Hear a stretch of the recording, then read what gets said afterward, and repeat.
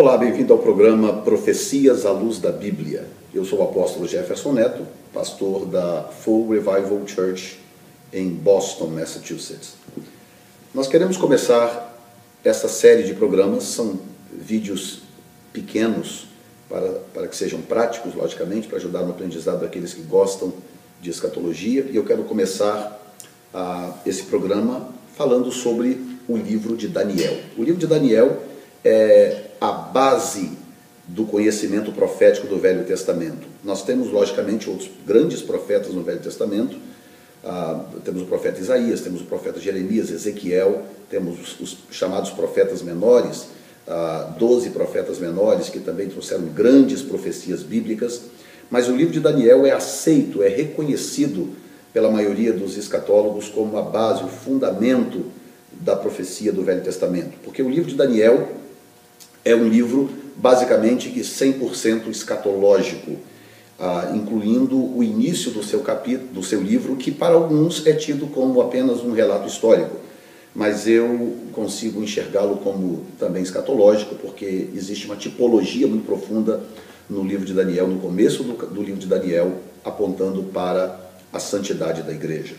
Bom, o livro de Daniel foi, a história do livro de Daniel está contido entre o período 605 e 536 a.C. E a maior parte do seu conteúdo é de visões proféticas que Daniel teve, ou outras pessoas no livro, como o rei Nabucodonosor. Então, a interpretação dessas visões proféticas, ora dada por Daniel, ora dada por um anjo que assessorava Daniel, então perfazem o conteúdo do livro. Hoje eu quero me ater a te dar um entendimento a respeito do que é o livro como um todo, para que possamos então trabalhar nos outros vídeos partes específicas do livro. Bom, começa o livro logicamente no capítulo 1, e o capítulo 1 mostra a chegada de alguns dos filhos de Israel na Babilônia. A Babilônia foi reino que dominou, que venceu, que subjugou Israel e, portanto, Jerusalém, e levou o povo cativo para si. E o capítulo 1 mostra esta transição, esta chegada do povo na Babilônia. E, logicamente, que o livro põe a sua atenção em apenas 4 personagens, Daniel, Misael, Ananias e Azarias, e os 3 últimos são melhores conhecidos no livro como Sadraque, Mesaque e Abednego. Portanto, Daniel e os seus amigos se tornam o foco do livro por questões óbvias. Daniel está escrevendo o livro e Sadraque, Mesaque e Abednego tem um papel muito importante no livro, principalmente no capítulo 3 do livro de Daniel. Tá bom? Então nós temos a chegada no capítulo 1 e o conteúdo escatológico do capítulo 1 é muito mais tipológico do que necessariamente ligado a uma visão ou uma palavra profética direta. Porque quando Daniel e seus amigos chegam na Babilônia, eles fazem uma opção: não se contaminarem com o manjar do rei. O rei queria criar, cuidar ou tratar daqueles cativos, que era a nata de Jerusalém, com o alimento, a comida que o rei comia e que os grandes comiam na Babilônia. O problema é que aquele alimento era um alimento normalmente santificado, consagrado a ídolos, e Daniel e seus amigos sabiam disso, eles não queriam se contaminar ou se envolver com aquilo. Ou seja, eles não podiam optar em não viver na Babilônia, mas eles podiam optar em não se contaminar com o espírito da Babilônia. E é essa tipologia que tem a ver conosco hoje, com a Igreja do Senhor. Nós não podemos optar em não viver num mundo como este que nós vivemos, um mundo contaminado, corrompido, profundamente influenciado por esse espírito satânico babilônico, que no capítulo 17 do livro do Apocalipse já aparece como a grande Babilônia, a mãe de toda a corrupção da terra. Então, a terra está corrompida por este espírito, dominada por este espírito satânico babilônico.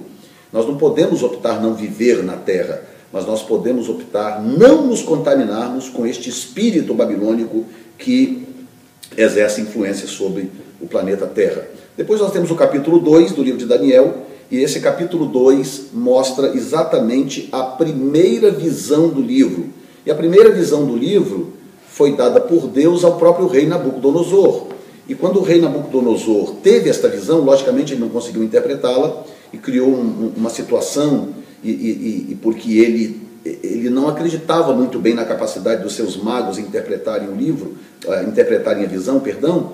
Então ele faz uma exigência incomum, ele pede aos seus magos que lhe contem primeiro a visão e depois então interpretem. Logicamente eles não conseguiriam, porque eles não tinham o Espírito de Deus, mas vem Daniel, cheio do Espírito Santo, e ele não apenas conta para o rei o que foi que o rei sonhou com riqueza de detalhes, como também interpreta com riqueza de precisão a visão do rei, e nesta interpretação ele mostra claramente que o que Deus estava mostrando para o rei era o avanço dos séculos, a maneira como as nações, os reinos, viriam de forma subsequente ao reino anterior, para estabelecer desta forma a linha escatológica de como as coisas se cumpririam no futuro. Isto é o capítulo 2 do livro de Daniel.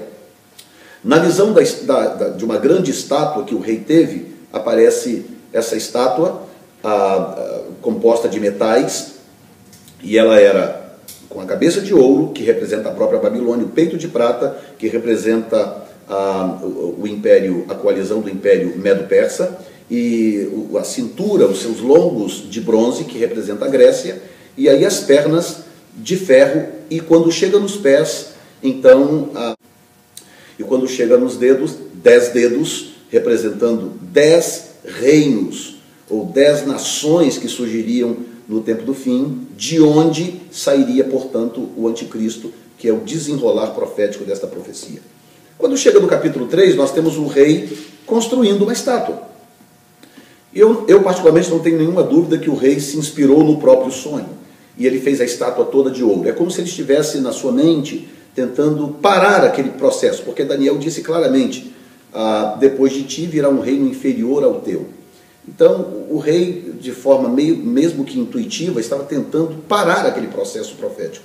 Então, como um pagão, ele pode ter pensado, se eu construir então uma estátua só de ouro, eu mantenho a Babilônia reinando sobre tudo e todos para sempre, de forma ininterrupta. Logicamente que isso não aconteceu, porque o projeto era de Deus e a coisa teria que ser da forma que foi.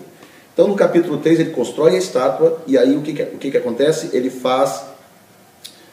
lança um decreto exigindo que os seus súditos se dobrassem diante daquela estátua. O curioso é que a estátua tinha 60 côvados de altura por 6 côvados de largura.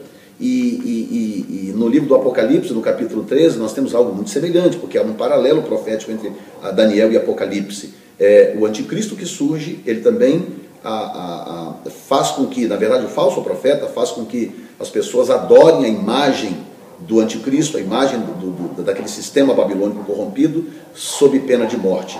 E a estátua de Nabucodonosor tinha 60 côvados de altura por 6 de largura, e a marca do anticristo é 666. Então você vê aí um paralelo profético muito claro. Capítulo 4 nós temos uma outra visão, que é muito importante esta visão. O rei Nabucodonosor tem a visão de uma árvore, e esta árvore é cortada, e o seu tronco é deixado na terra com as suas raízes, e etc. E desta forma é colocado uma cinta de ferro e uma cinta de bronze. Isto aponta para o desenrolar profético e para o nascimento do sistema corrompido babilônico.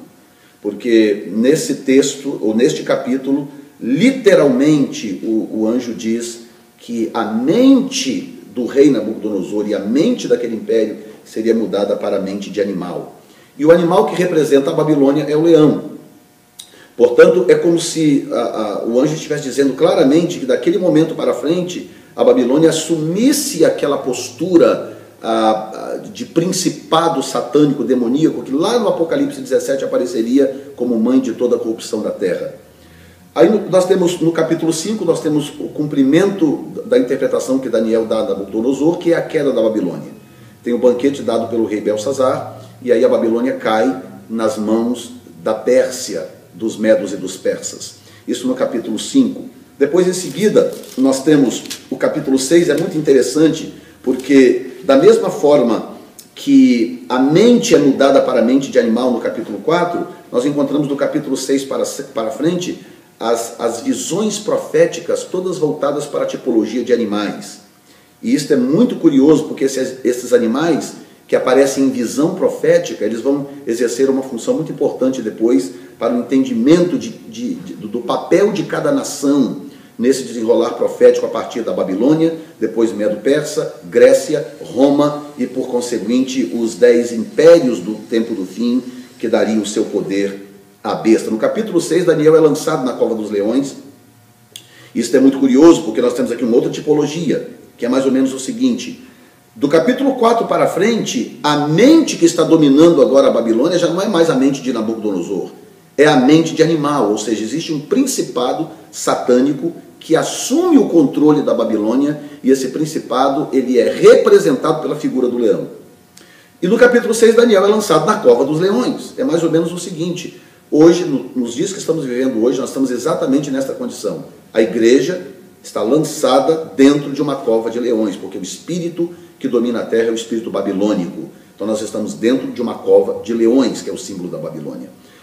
Esta é a má notícia. A boa notícia é que, mesmo dentro desta cova, esses leões não podem tocar aqueles que são fiéis.